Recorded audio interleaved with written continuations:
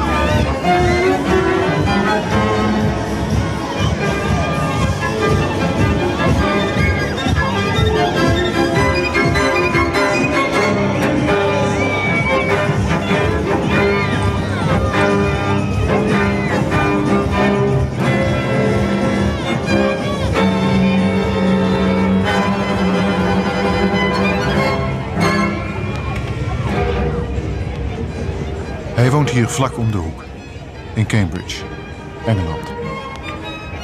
Vanaf de kermis is het 5 minuten lopen naar zijn huis. Het is zondagmiddag. Hij haat kermis, naar ik veronderstel. Hij noemt zichzelf een verzamelaar van stiltes. Niemand begrijpt waarom het geluid in onze cultuur toeneemt. Een Haydn-symfonie is vele malen zachter dan een Beethoven-symfonie. En Beethoven was weer decibellen zachter dan Wagner. En inmiddels is Stravinsky 10 maal zo hard als de Haydn-symfonie. Niemand begrijpt waarom. De herrie die ons vandaag de dag echt overal omringt, is misschien een manier om onze angsten te bezweren. Misschien. Ik weet het niet. Nooit zal hij hier komen, ook al woont hij om de hoek. Deze beelden, ze doen er dus niet toe. Maar mooi zijn ze wel. Zeker met de laatste compositie van Schubert eronder, die hij schreef vlak voor zijn dood, toen hij wist dat hij al stervende was. We zullen erover te spreken komen. Zoals over de liefde, over het gerechtshof van de herinnering en over de lezende filosoof van Chardin. En over die ene vraag zal het gaan. De vraag die hij zichzelf stelde 9 jaar geleden, toen we elkaar voor het eerst ontmoetten. De vraag die op een vreemde manier alles te maken heeft met schoonheid en mogelijk met troost. Hoe is het in godsnaam mogelijk dat mensen die van Rilke en Goethe houden, ja, die 's avonds schitterend Beethoven spelen op de piano, hoe kan het dat die mensen de volgende ochtend naar hun werk gaan in een concentratiekamp, waar ze mensen afmaken alsof ze slechts formulieren afstempelen?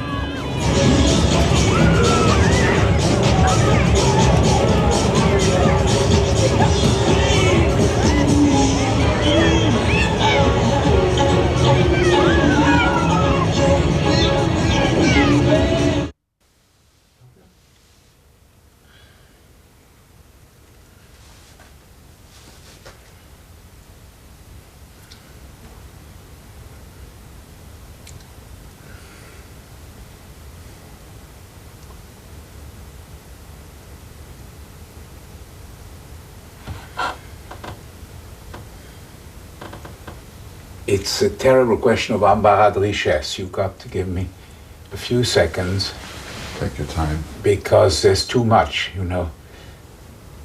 And I don't... 62 years of reading. Exactly, and you're asking...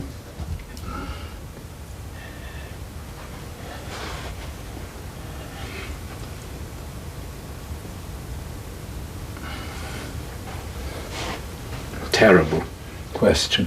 Terrible question. Well, if the answer is impossible, we've... No, of course it's not impossible. Well, I think it is. No. There's too much to everything. You remember?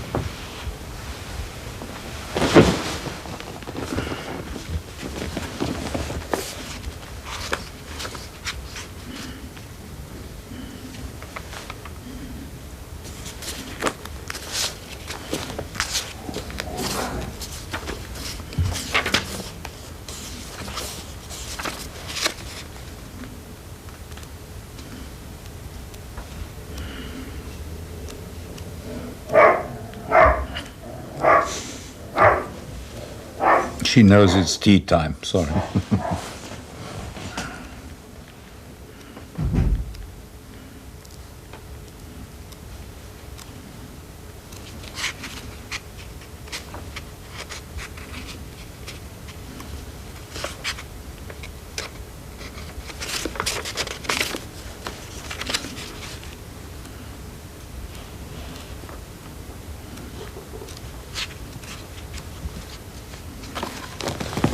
Tell me when you're ready.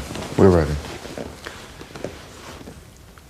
Even very great writers rarely change the power of very simple words. We all now come after Ernest Hemingway. Nobody has used the little word "and" again in the same way since Hemingway. And one of the great passages which illustrates all my worries about people no longer recognizing great references, people becoming deaf to the most moving literature, are in one little passage from the novel The Sun Also Rises. The title, of course, is from Ecclesiastes in the Bible, or it's known in the English edition as Fiesta. Two very close friends are on a bus, and they think they love each other. They think they are really, totally true to each other. We went through the forest, and the road came out and turned along a rise of land, and out ahead of us was a rolling green plain and the dark mountains beyond it. These were not like the brown, heat-baked mountains we had left behind. These were wooded, and there were clouds coming down from them. The green plain stretched off. It was cut by fences, and the white of the road showed through the trunks of a double line of trees that crossed the plain towards the north. As we came to the edge of the rise, we saw the red roofs and white houses of Burguete ahead, strung out on the plain, and away off on the shoulder of the first dark mountain was the grey, metal-sheathed roof of the monastery of Roncesvalles. "There's Roncesvalles," I said. "Where?" "Way off, there where the mountains start." "It's cold up here," Bill said. "It's high," I said. Must be 1,200 meters. It's awful cold, Bill said. Kosovo is the place where in the great medieval epic of Roland and his friends are betrayed by one of their number and butchered in an ambush of the Saracens. And the genius of Hemingway is not to say so. Only the word Kosovo tells us that these two friends are going to betray each other, that they are on the edge of the end of their relationship. And then the repetition. It's cold up here, Bill said. It's awful cold. And of course it is the cold of the heart. And only a very great artist can say everything without saying anything.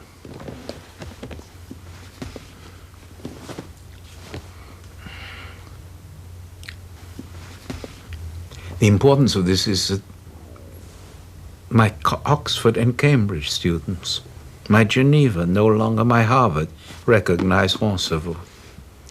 So that our next editions have to have a footnote which kills the whole thing.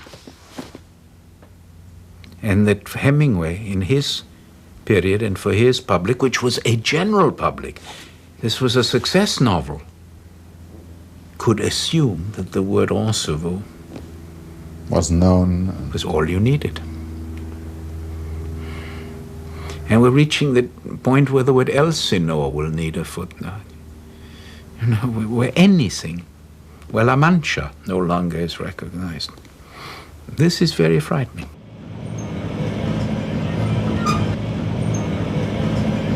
Nee, op de kermis zul je hem niet snel tegenkomen. Dus vergeet deze beelden van vlak om de hoek. Maar misschien is het ook misleidend om met Hemingway te beginnen. Steiner in de rol van cultuurpessimist. Bang dat het boek, ja, dat de collectieve herinnering uit zal sterven. Dat beeld kennen we van hem. Vandaag zouden we het hebben over schoonheid en troost. Toen ik hem uitnodigde, schreef hij per omgaande terug. Ik ben een boek aan het schrijven met de titel Errata. Maar het had evengoed van de schoonheid en de troost kunnen heten. Wat een wonderbaarlijk toeval. Kom maar zo snel mogelijk langs. Mijn herinneringen staan tot je beschikking. And when one asks oneself, looking back on that kingdom of memory, where do the great movements of consolation come from? Very often the answer is different concepts, I underline different concepts of beauty, intellectual, aesthetic, profoundly personal. But the two words are, if you want, like partners in a dance, And when one comes near to thinking about the limits of language, again, which one does after a lifetime of writing too many books, giving too many lectures, speaking too much, reading too much, when one comes to think about the frontiers of language, the picture of the dance becomes more and more important. How concepts in some ways are very physical and circle around each other. And so what I meant by that was that this little book, which is a memoir, an intellectual autobiography, could have had your very moving choice of terms as a kind of subtitle. So I was rather struck and moved by the coincidence in your project and what I just happened to be at work upon.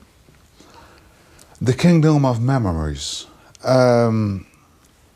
Memories coming back from your early childhood and later on. Are you willing them to come back deliberately, or are they coming back and are they consoling or not at all? Now you ask a very difficult question. Psychologists tell us that between willing and the involuntary processes of memory, one fools oneself. Nevertheless, when you sit down to write a little autobiography or an essay involving these early years, there is a part of willing. I am very, very lucky. I've had almost a photographic memory my whole life. The French lycée trained this memory just like you train the muscles of an athlete, learning by heart, by heart, by heart, to which I owe everything. I still do it at my age. There are very few days when I don't try to learn something by heart. I do long memory exercises. It's very funny, it's very childish. I recently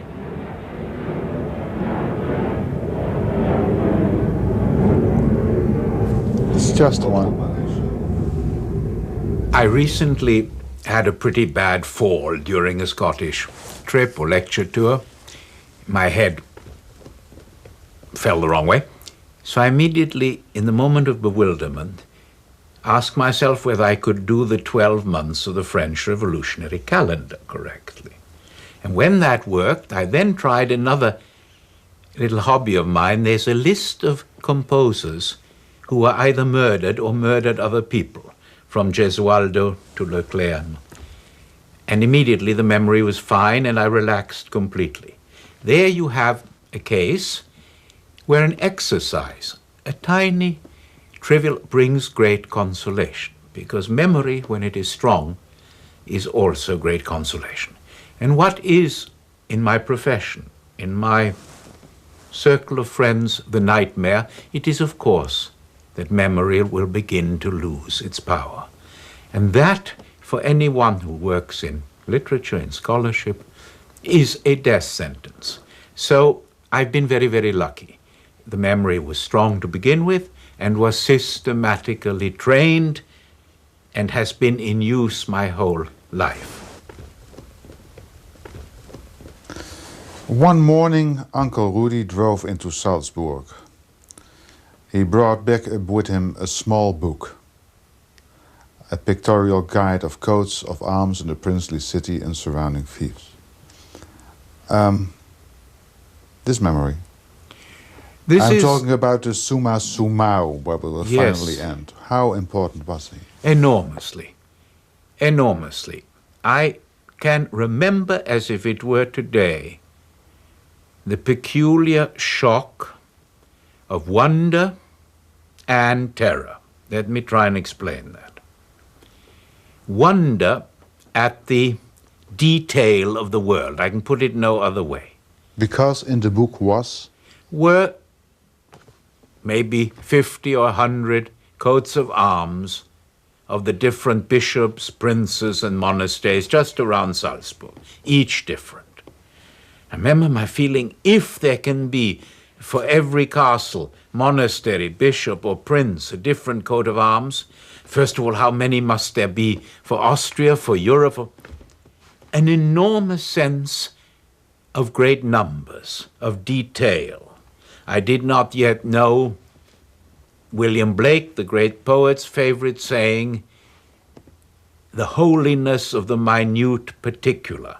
And I did not know Abi Warburg's famous saying, God is in the detail, which may actually have been said first by Thomas Aquinas.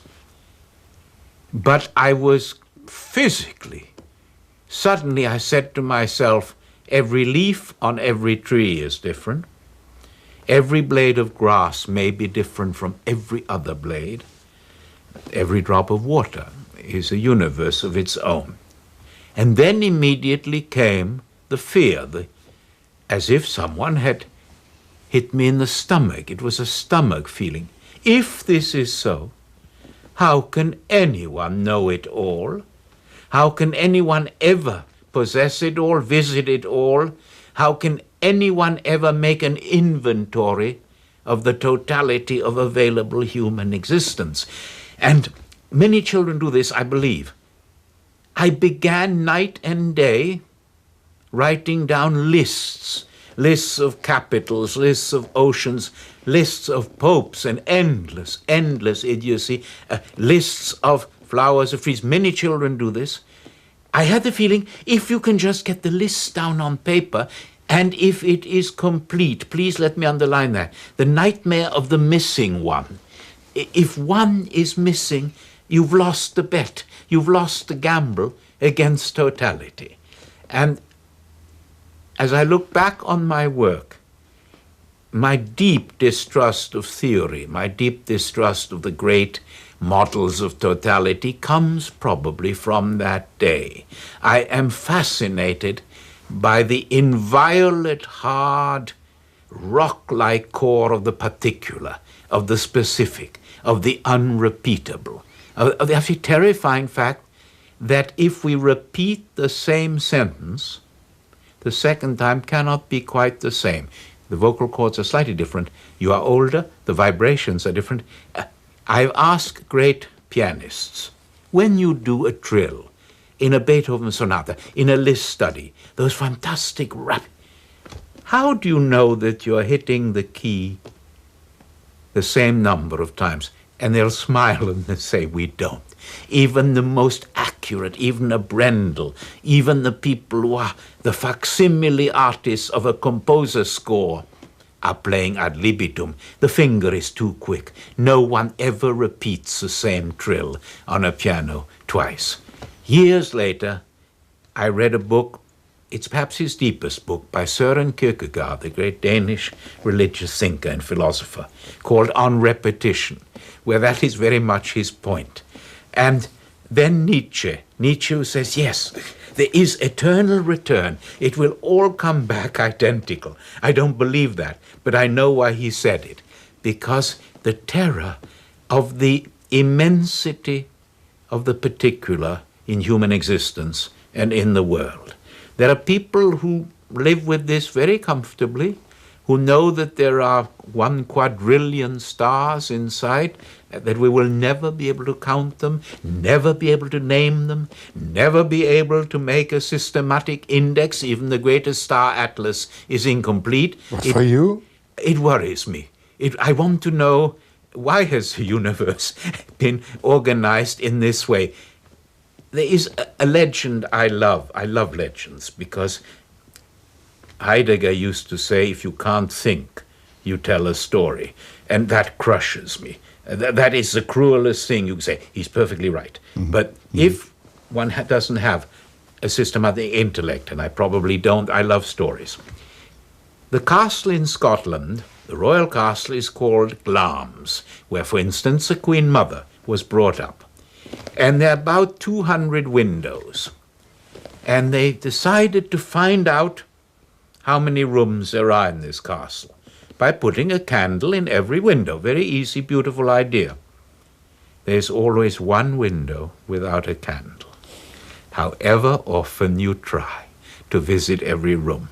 And that I find a hauntingly beautiful image and illustration.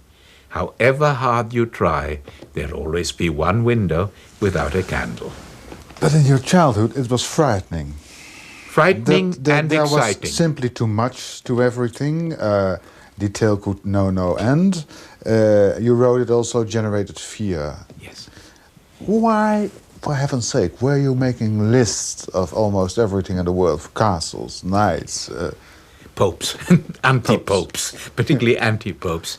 An attempt probably to master that fear, to say, I can get it right. But what was the fear exactly? Because you don't have deep the universe in the under control, subconscious, there must have been deep in the subconscious the sense of otherness, that however well you try to study and understand the world, it will escape you. Mm-hmm. It will, that there will always be a strangeness. Now this is the late 1930s, before the word strangeness enters modern physics, before the word singularity, the black hole, enters.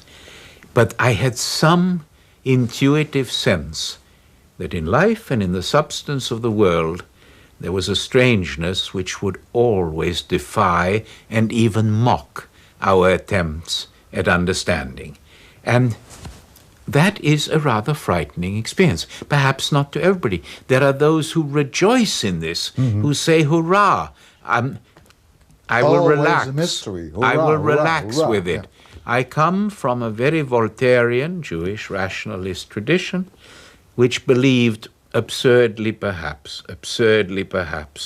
in the almost infinite power of human reason. When Karl Marx said in one of the most deeply rabbinic things he ever said, Humanity only asks the questions when it is ready to find the answers. He was wrong, but what a noble error. He was wrong. But at that time, or in a certain optimistic, liberal world of imagining, it looked as if that was a true promise. If you look back at this childhood fear of not having the world under control, that nothing could ever be complete, this fear, how is your attitude towards it now? Very different or slightly different? Slightly different. I accept it. I'm resigned to the obvious fact. B, I now realize that exhaustive, analytic footnotes of life do not necessarily contain the truth one is looking for. I know that. And one of the things that changed my whole outlook, which is not in the little book, is the following. I was briefly a guest professor in China, and I met some of the archaeologists who had been digging up these unbelievable armies of terracotta, 10, 12,000 soldiers, horses, emperors, in the tombs of the West and in Sichuan. First, they told me that every single figure had a different expression on its face. So I remembered my childhood sense, but in that case, don't you want to see them all? No. We are putting the earth back over large parts of those armies. We're making sure they are dry and safe. Let them be. So I said, explain that to me. They said, those we have seen are already so wonderful. They fill our scholarship, our imagination. Let future generations have the joy of finding the next 10,000. We're telling them where they are, enough for us. That was a very important moment for me. I was deeply moved. The cliches about Chinese wisdom and Chinese sense of time suddenly came home to me in a deeply personal way. So now I say to myself, stop running around the libraries.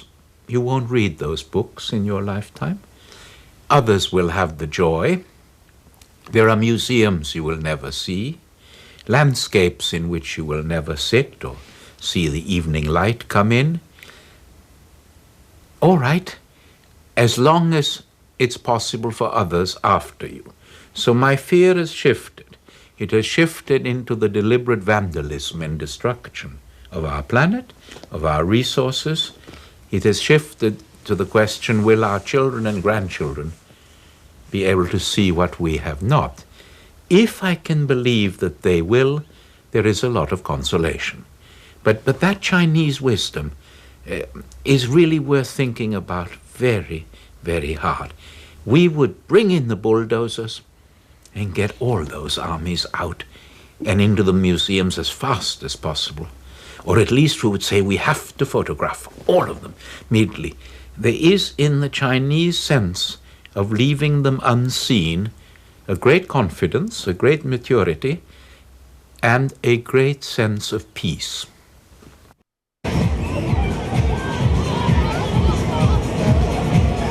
Ready now, step right up, on a 2 more this time.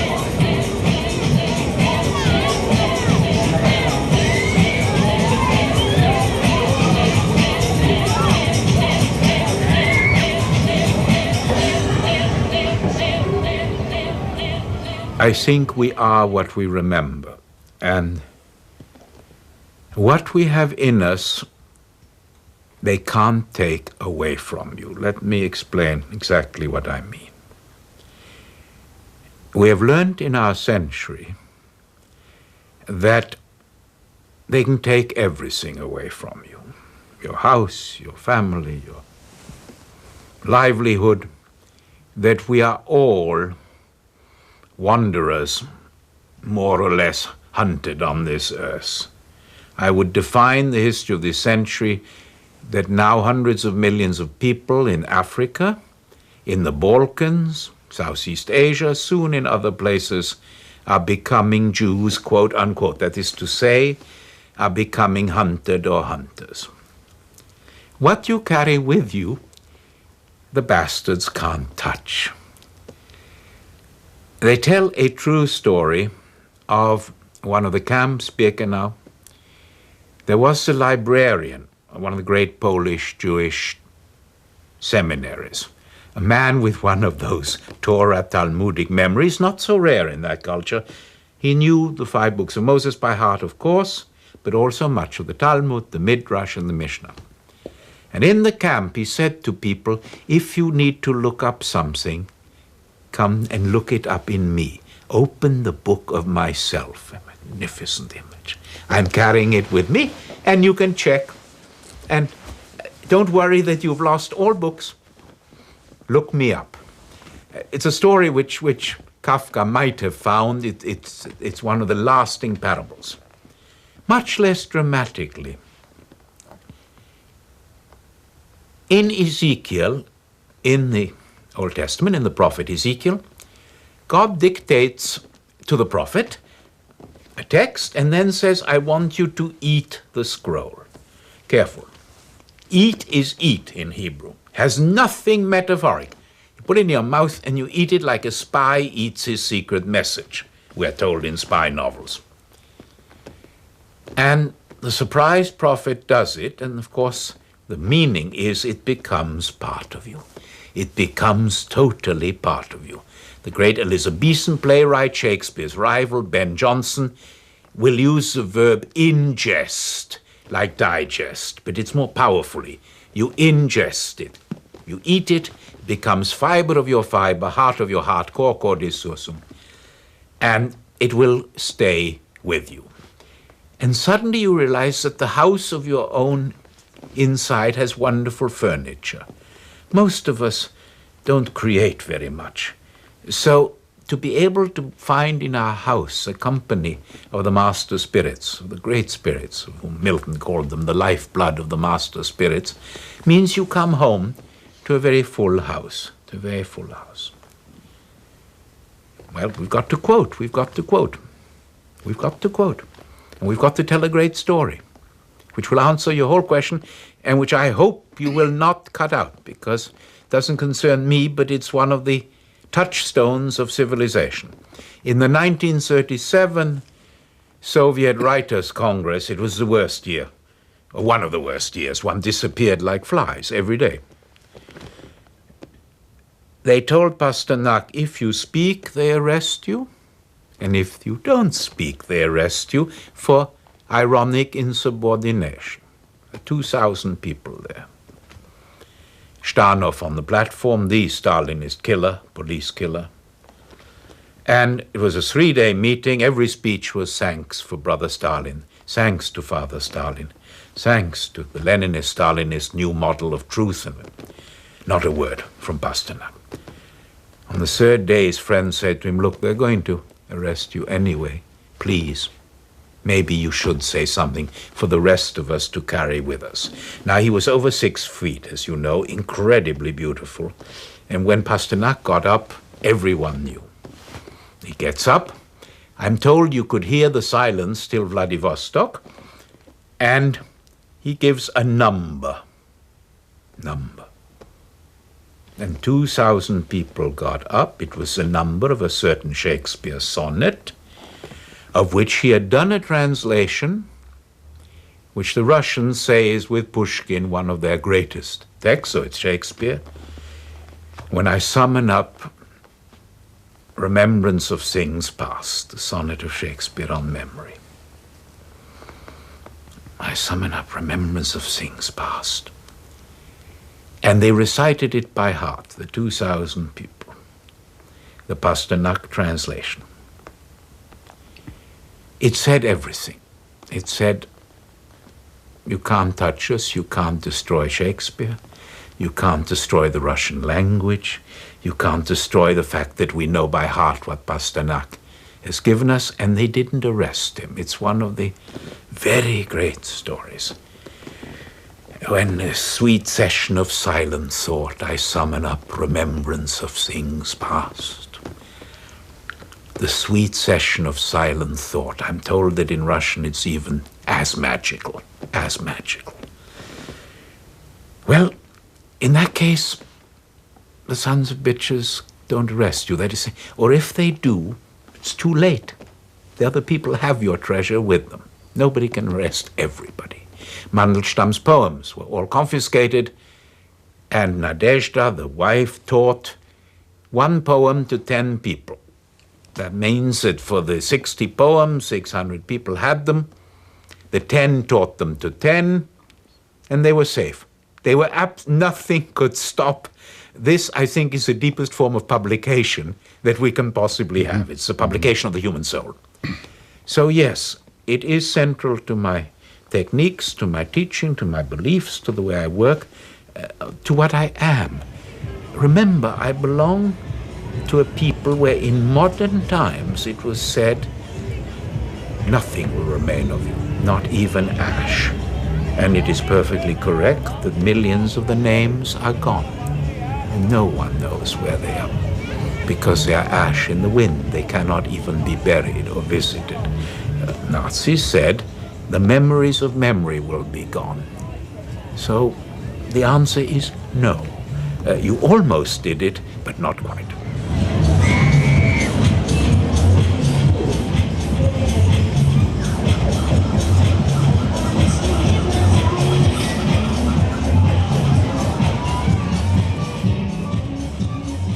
In Chicago, there was one evening when you read for the first time Sein und Zeit of Martin Heidegger.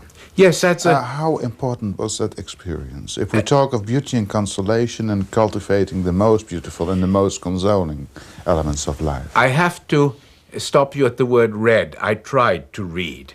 What had happened was a very wise rule by the great Chancellor of the University, Robert Hutchins. Undergraduates were allowed to sit in on graduate seminars on the rule that they did not open their mouths. A brilliant idea.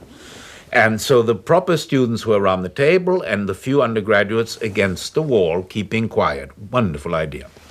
And Leo Strauss walked in and said, in this seminar, the name of, and he gave a name, who is strictly incomparable will never be mentioned. The phrase, who is strictly incomparable, unvergleichbar, went through me like a knife. I remember that to this day. But I hadn't understood the name. And now the point is, American graduate students, differently from many of us in Europe, are really very nice. They're very nice human beings. So I went up to one of them and I apologized. I said, I'm terribly sorry. What was the name? And he said, I will write it down for you. Martin Heidegger, 2 G's, E-R. I ran to the library. I ran. The words, who is strictly incomparable. I didn't know why he couldn't be mentioned. I knew nothing about the background, of course. And I took out Sein und Zeit. And sentence 1 was the end of my hopes. This is literally true. I was a very arrogant little boy, and most books I could handle, or I believed I could handle. Sentence 1, sentence 2, hopeless. And I stared at it and stared at it and said, one day I will try and understand it, but I'm not giving the book back yet.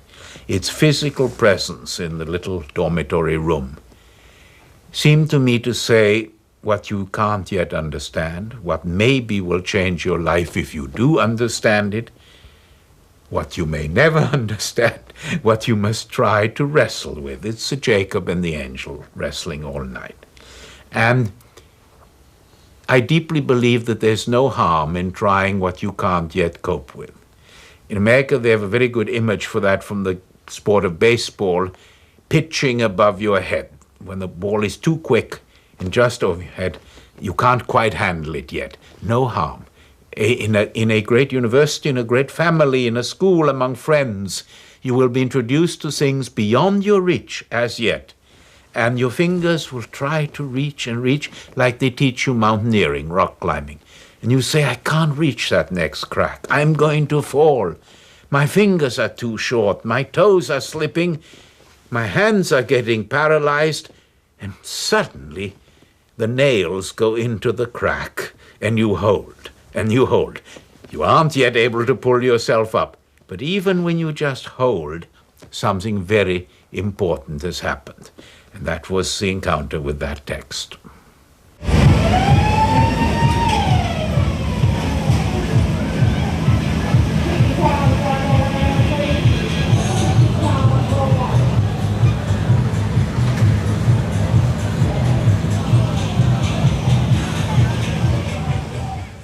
The philosophe Lisan Chardin, in one single painting, seems to me to incorporate every single aspect of what I've tried to do in my work, tried to teach as a teacher, and simply as an ordinary human being concerned with the miracle and mystery of reading. Now, I want to show the different features. He's beautifully dressed. In fact, this fur hat and the wonderful fur coat, some have said it is meant to suggest the solemn clothes of a rabbi on a high holiday. We don't know. There is that suggestion, as there is in Rembrandt pictures, which have, of course, influenced Chardin. I like to read it differently. He's meeting his best friend, namely the author of the book. And when you meet a great friend, you dress well, like we love to wash our hands before meeting a friend. You do him, Italian word cortesia, the courtesy of heart of saying, welcome into me, welcome into the home of myself, I'm ready to receive you. He has his pen next to his reading. Serious reading means to read with a pen in your hand. What do you do with the pen? You underline, you take notes on the page, you write around the margin. What are you really doing? You are in dialogue with the book. You are answering it. You are speaking to it. And if you are very arrogant and very ambitious, you're saying secretly, I can write a better one. And that is the beginning of a certain relationship of passionate joy and love with the text. I hope our viewers can see their number of heavy coins, beautiful Roman coins.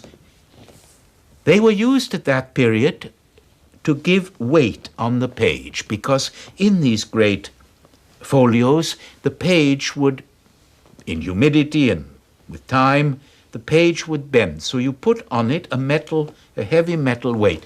But Chardin means much more. He's having great fun. He remembers that in Latin poetry, literature has this boast, I will last longer than bronze. I will last longer than the portrait of any emperor. Horace, exegi monumentum aere perennis. I will outlive the proudest monument. Ovid says, marble and bronze and granite will not last as long as these words on the page. So he's having fun, Chardin. He says, these are wonderful medals, out of ancient times perhaps, monuments of history, but compared to the life of the word, they are quite ephemeral. They simply keep the page down for a while. Behind him are mysterious instruments of alchemy, as if he were a magician. Why is he a magician? Because when we read, through the power of imagination, there is alchemy. There are little signs on a page, and suddenly it's Hamlet, it's Madame Bovary, it's Don Quixote, it's Falstaff. What is that alchemy of magic where we collaborate with the author in giving to these little signs on the paper an immortal presence? No one has fully understood this. It needs reader and writer, we know that. It is like the alembic, something that will turn into gold, a mixture of chemicals, chemical interaction behind deep centers in the imagination, language, and suddenly something is created which will outlive its author, the book, our own life. At the end of his life, dying of stomach cancer, Flaubert screams that whore, putain, puta, Emma Bovary, is alive forever and I'm dying like a dog. It's one of the most terrible things a great artist has ever said. It's wonderfully arrogant. He's right. Emma Bovary will live forever. And it's full of a deep mystery of hatred. How can it be that the creator dies like a dog and this what? This fantastication on a page is walking across the earth immortally and will not die. The persona of this man, we are told it was a Dutch friend of Chardin, himself an artist. It has become very funny. There have been delightful lectures and essays and articles on my book about this painting, where they all say, but Steiner is a complete fool if he doesn't realize it's a portrait of him. This has become very amusing in England. People look at it and say it's he. I had never, I swear to you, but that is good naive obviousness, I had not seen it until people claim that quite obviously it's almost photographic. I don't know whether it is, but I can now begin to see that it does resemble me rather closely. And I wish I had seen it, because there are many, many famous paintings of readers, from Holbein's Erasmus, the endless Saint Jerome's, to Van Gogh and Picasso's Le Liseur, La Liseuse. Now perhaps I know why I picked this, but it was subconscious. It was a subconscious act of autobiography. If there is a resemblance, the whole story becomes even more amusing and not to be taken too seriously. Each of these things in turn has disappeared from our lives. The private library, the great books, the folio, the ceremonious way of approaching the act of reading, the pen or pencil constantly in your hand, the sense of silence. Chardin can paint silence. There aren't many painters who can do it. Vermeer supremely. Vermeer even more, because there's always a musical instrument, which means that the painting of silence is even more striking. Chardin can make the light speak to you of silence, and it does in this absolutely glorious painting, which is in the Louvre, and each visit to Paris I go to meet my friend just to make quite sure he hasn't turned the page. He's taking his time. Did you ever change in your imagination what he is reading? It's a lovely question. The size of the book, the whole atmosphere suggests possibly an atlas, a book of botany, possibly a book of anatomy because of the scientific instruments. It is clearly a very serious reading, and Chardin has captured the loveliness of concentration. And again, it's what the masters teach us. Concentration, said Malebranche, a French philosopher of this time, is the natural piety of the soul. This I always try to get my students never to forget. Concentration, attention, is the natural piety of the soul. You don't have to be at prayer to be pious. You're already very pious when you concentrate on something difficult and fascinating and try to let it enter into you. We take so for granted the power of the imagination from a page. It leaves me always profoundly astonished. The mystery of light, where you see the velvet of the curtain, the texture of such a painting, the texture of the paper, of the binding, of the whole civilization of the world of the book, a civilization to which we owe the images, the book of life, the book of Revelation. And perhaps one last time, in the French modernist, symbolist poet Stéphane Mallarmé, when he says, what is the aim and object of the universe? Le livre, with a capital L, the book of all books, the book which will contain all books and the sum of human life, and which then, as the Bible has it, we will shut and the 7 seals will close it.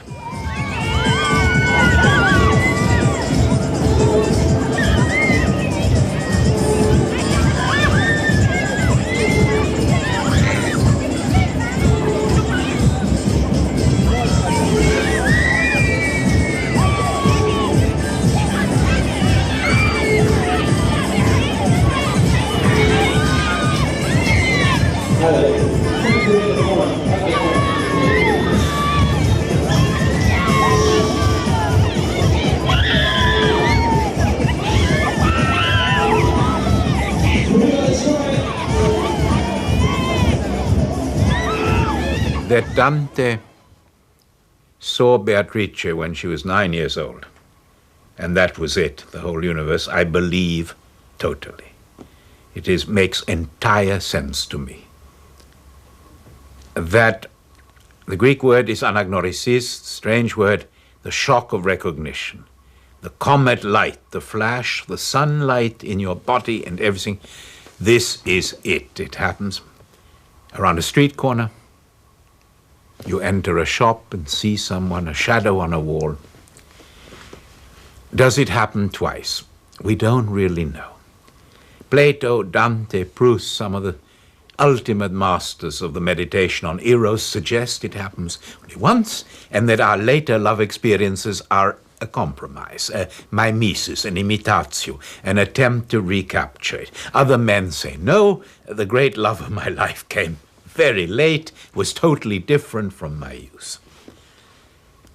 I've been immensely fortunate, fortunate beyond words, in that these moments, epiphanies, Joyce's great word, epiphany, when the light shines through life, have left me not with a sense of utter regret, because, for instance, with that first young woman, there never was a relationship. She thought quite rightly that I was a ridiculous goose. And a number of times in my life, it's been only a moment, each one of them has built, I believe, towards my marriage with a very remarkable woman. We've now been together 45 years. And with the acceptance of a seemingly dark word, allow me a few moments because we're touching on something very central. One of the sayings that guides my life is by the great poet Rilke. Rilke says, when there has been a deeply happy love, later on, one becomes the loving guardian of the other's solitude. A word of such depths. Eros does not last forever. Passion does not last forever. I believe, again, contra the incredible Freudian exaggerations, that sexuality, powerful, wonderful, miraculous, is only one of many fundamental forces, and for many human beings, not the most important, but to become the loving guardian of the other's solitude. You move into friendship. Love moves into supreme friendship. And it may be that friendship is finally more important than love. Montaigne said this. It's one of the great taboos in our culture. The Greeks knew this. There are moments in Keats's letters when he says it. Very few have dared say it. The sacredness of friendship, the inviolate elective affinity, Wahlverwandtschaften. What does Montaigne say about la Boétie? It's because he's he and I am I. There's no explanation. That great definition of friendship can be between a man and a woman. And if a marriage flows into friendship, one has been blessed beyond words. Then the early epiphanies have flourished, matured into something enduring. I cannot imagine my existence without being in love in a certain sense. That is to say, I associate love with the future tense. Nothing mystical in this. Please let me argue for its simplicity, for its concrete meaning. Nothing mystical. We don't know whether animals have a future tense of the verb. Tomorrow. We do. We can do something which is unbelievable. Astronomers speak about 1 billion years from now and give exact predictions. You and I can speak about the Monday morning after our funeral. What kind of day will it be? What will be the restaurant menu, the plat du jour? What will be going on in the politics of the Labour Party and so on? Who will talk about us, yeah. Who will talk about us? The future tense. To be in love is to have a future tense, is to think that things have a meaning tomorrow, that you are moving towards another human identity, a real presence, and that what you think, what you do, when you brush your teeth in the morning in love, it's rather different. There is a wonderful poem by Robert Graves. And to explain to our viewers, we come back to Homer. One always comes back to Homer. The great 18th century English translator, Pope, did a wonderful Homer, but a little stiff. And what English children love are nonsense rhymes by Edward Lear, the Jumblies and the Wumblies and all them on. And this little poem says, we learned Pope's Iliad by rote, which means by drill, by school drill. We learned Lear's nonsense rhymes by heart. O children, learn to tell these two apart, and never say that aught I wrote in love, I wrote only for love of art. And that says it. What you write in love, you have learned like the nonsense rhymes. It changes the world. I can imagine that there are great abstract powers of mind. Wittgenstein would come to mind, Descartes certainly, Aristotle, for whom this is not true. For whom a certain solitude is the absolute condition of systematically going to the deep, deep, deep places of recognition. Are they enviable? I don't know. I can't imagine myself into their lonely shoes. And I do admire people who are not afraid of being alone, very much. They again have a reinsurance against disaster. Nothing can touch them. And there are really people, Pascal is another one, who say unless you can sit totally alone in an empty room, you haven't become a mature, complete human being. No, I haven't. No, I haven't. I wait for the knock on the door when I'm in that room. And I know that to be true, and it's again the limits of one's work and the limits of one's understanding. But when that knock comes, again and again in my life, I've heard the footfall on the stairs of the beloved before she had entered the house, and that is a true experience. There is a projective passion when the feet are coming closer. Dante knew all about that. Great art knows all about that. Music knows all about that. And yes, it makes one extremely vulnerable, extremely. But I love keeping that wound open. Yeah, at the same time, philosophizing about love. That wonderful passage in Errata. I have stood through a rain-sodden night to catch a glimpse of the beloved turning a corner. Perhaps it was not even she. God have mercy on those we have never known, the hallucination of light which fills the dark during such a vigil. I totally believe that. People who are immune to these crises, I'm sorry for. Perhaps one envies them. The illness of need, which is love, the sense that one is incomplete, that one is, as it were, limping on one leg of the heart until one is with the other being. The insane things we do, the phone calls in the night, the trips to the airports, the attempts to guess where the other person is, completely irrational. I think life would be beggarly without them. But I repeat, the great ascetic, the saint, the pure metaphysician, perhaps the great mathematician, has no time for this. You have. I've had it, and now that I'm really very old, perhaps it's getting worse. I'm now beginning to understand Yeats's great poems about the rage of love in the old. And when Dylan Thomas writes, do not go gentle into that good night. Rage, rage against the dying of the light. He's talking both of his father's death and of the terror of the eclipse of love. I think when one will no longer have a physical shock at the sight of a beautiful woman passing by, of meeting the eyes of a beloved, then the winter will have begun.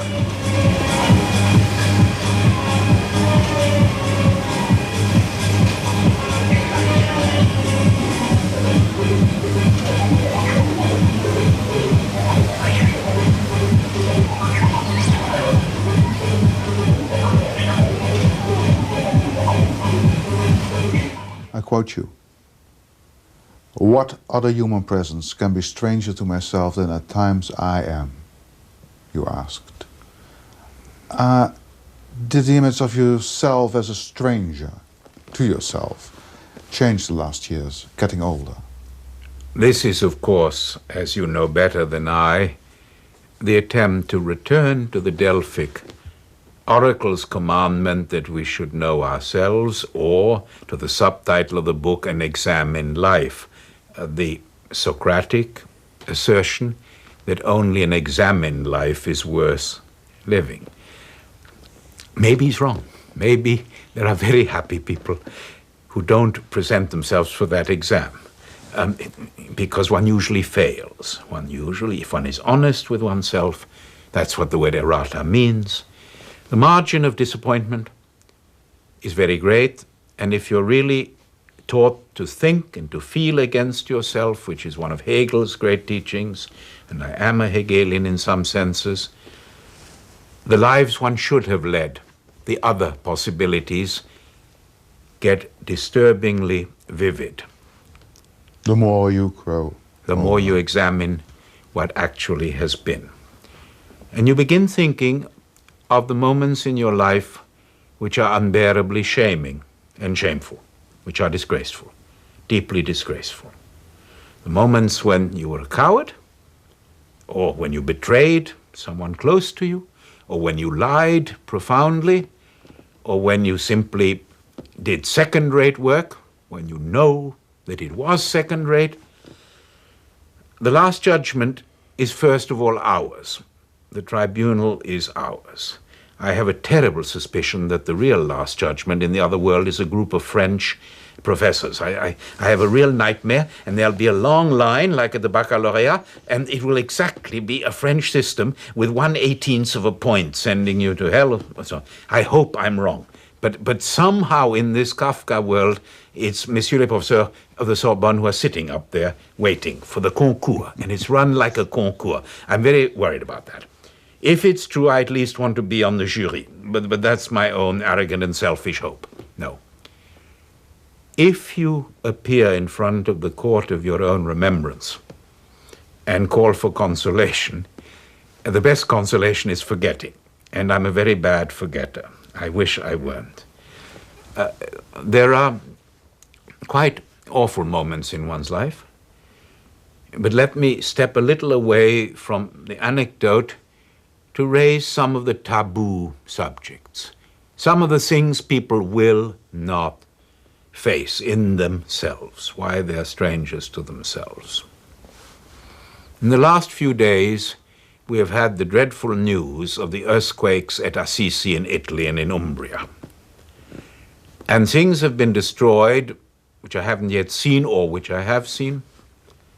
And in the streets 2 or 3 days later, say the journalists, the homeless people were screaming with rage, why is the whole world talking about 1/8 of an inch of a Giotto fresco or a Cimabue fragment, and no one is helping us, the living? I have no answer to that.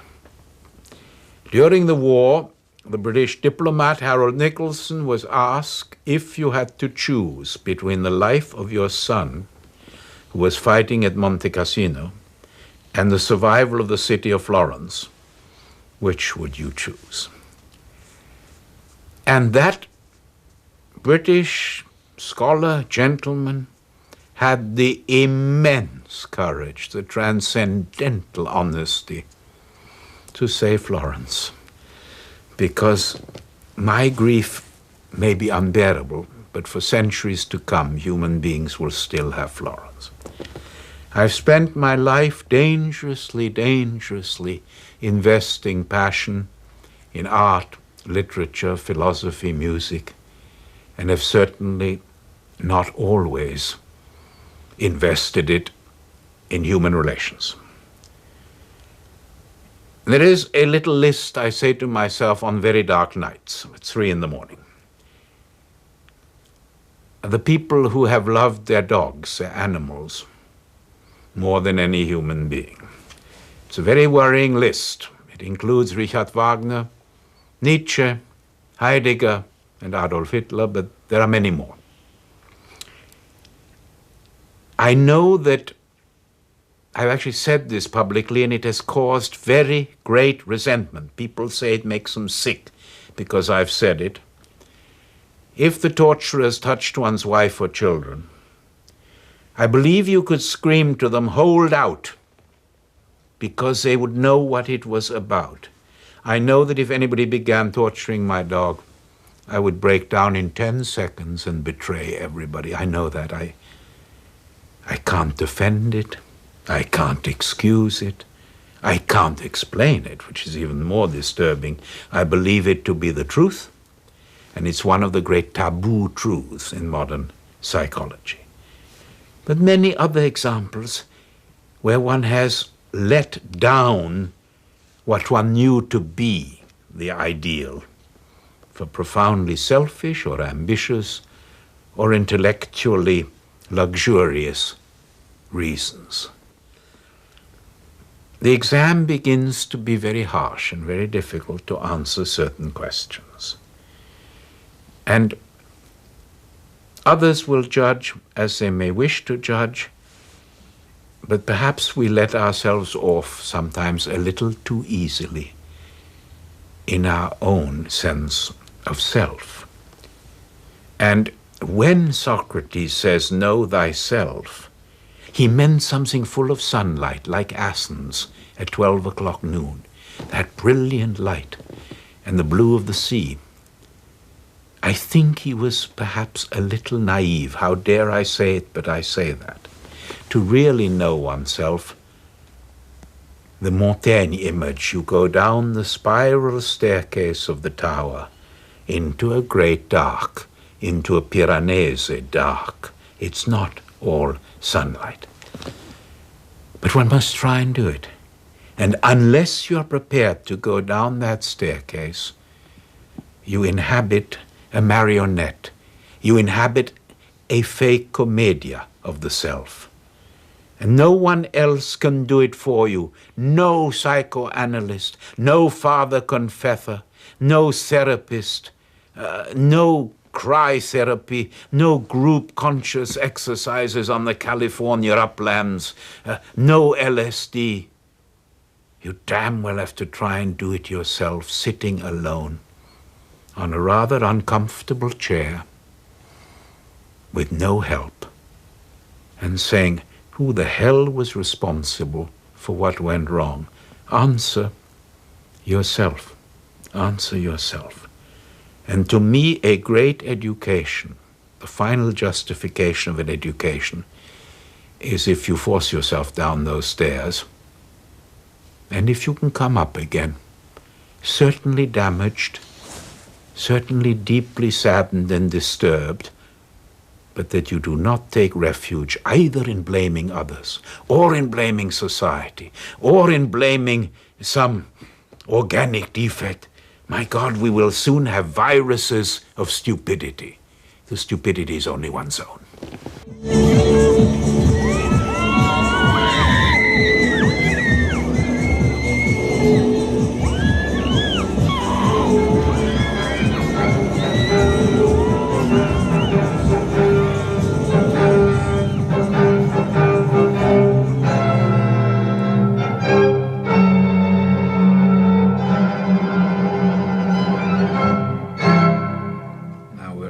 Take the next move. That's superhuman. What do you mean? This movement, superhuman.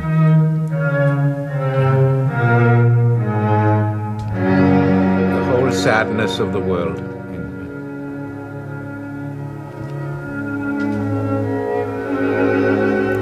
Superhuman.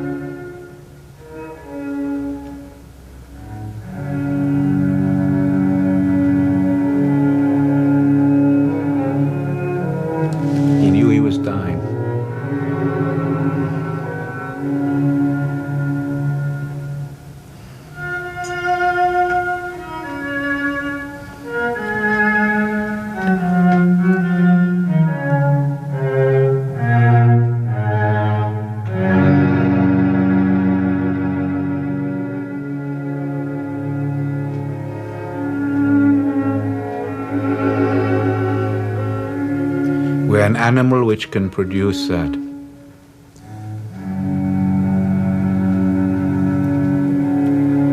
And there were many men, as you know, who loved it and played it and then produced concentration camps. The same men. In those same streets.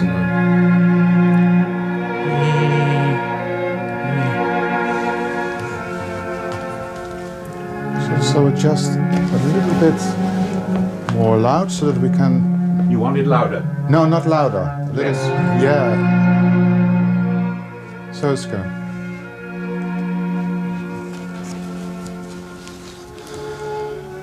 Because I don't know why at this very moment you were always busy with the question, how can people who in the evening read Rilke, yeah, or love Beethoven, Or play Schubert. or play Schubert or play Beethoven, can slaughter people, other people in the morning as if stamping forms? Yeah.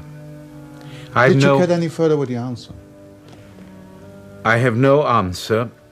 It's probably the question which has dominated my work and other human beings' identification of my work. That question is always seen as I've asked it my whole life, and was one of the first to ask it. Nearer the end of my life, I find no theory acceptable, not the idea of a collective schizophrenia, not the idea which Köstler in this very room always said to me, but I have the answer. Part of our brain is prehistoric, sadistic animal, and only a tiny part is evolved humanity, and they haven't got together. It's a lovely story. There's not a shred of evidence for it. I've then, as you know, been even more pessimistic. Could it be that in very high culture there is something inhuman? We've spoken about it already. Walter Benjamin, great master, said, the foundation of every cultural monument is a piece of barbarism. That's too extreme again. I have no answer. I know that for me, without this movement of the Schubert posthumous quintet, much in life would not be worth living. I couldn't bear. I've said in errata that to lose one's eyesight must be unimaginably terrible. But I do carry a lot of literature in myself. A lot of luggage would stay with me. Not to be able to hear music anymore, I believe to be the darker darkness of the two. May God preserve me from it. But the presence of such a work defines for me the inexhaustible magic and terror of Europe, the coexistence in the same heartland of the highest that man has achieved and of the lowest, of the most inhuman and sadistic. If we knew that music like that made you incapable of doing certain things, we would be safe. And perhaps man is not meant to feel safe. There is a wonderfully anti-Semitic joke by Hegel, but a wonderful one. Hegel says God comes, and there's a Jew in front of him, and God says, in one hand I have eternal salvation for you, and in the other I have tomorrow morning's newspaper. Which do you choose? And the Jew, of course, says Hegel chooses a newspaper. And I entirely understand this, because there is something in us which does not want to come to rest, which does not want peace and safety, which wants to live on the edge, which wants to be in inner doubt, in inner questioning. And that is our dignitas as thinking human beings, but it seems to make us capable of, and perhaps in need of, great savageries, great cruelties. We grow impatient with peace, we grow impatient with repose, we grow impatient with decency. That is a very dangerous thought. But there is something about decency which brings out in us a certain arrogant boredom. We are fascinated by the dark. We always have been, since the beginning of great art. The number of human beings who read the Inferno of Dante over and over is 100 times those who read the Paradiso, and has always been so from the beginning. There's a terrific problem there, where Freud did say some very interesting things about tragedy, saying we keep returning to blackness so as to be able to endure it, so that we control our own fear of it. Yes, but why do we do it to other human beings? And to that I have no answer. But because there was a Schubert, maybe, somewhere there is an excuse for the rest of us.